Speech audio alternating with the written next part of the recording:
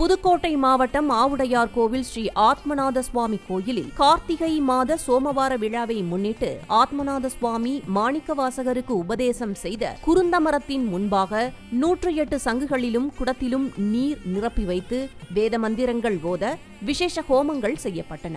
தொடர்ந்து குருந்த மரத்திற்கு 16 வகை திரவியங்கள் 108 சங்குகளில் உள்ள புனித நீர் கொண்டு அபிஷேகங்கள் செய்யப்பட்டன. பின்னர் சிறப்பு அலங்காரம் செய்து தீபாராதனை காண்பிக்கப்பட்டது.